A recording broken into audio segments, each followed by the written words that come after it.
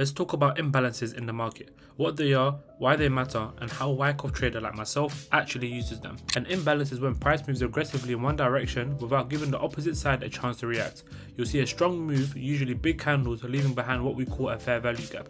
That gap shows orders weren't filled properly. So as you can see from this diagram, we have 3 bullish candles going up, and as you can see here, there's a gap between this candle and this candle. And you'll see imbalances a lot of the times on the charts, especially on fast moving pairs like gold, US 30 or Nasdaq. The market doesn't like inefficiency, so price often comes back later to fill the imbalance. That's why we treat these imbalances like POIs.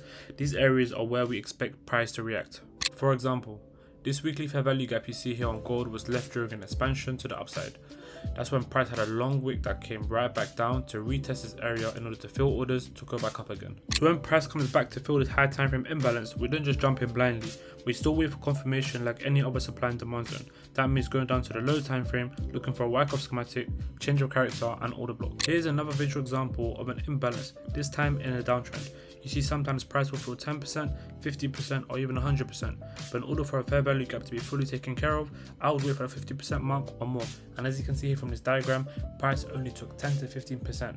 So what I would expect to happen now is for price to retest this area, maybe to the 50% mark or that 75% mark, and keep going down again. And that'll be all for imbalances and how I as a wyckoff trader use them. So if you did find this video useful, be sure to drop a like and comment below.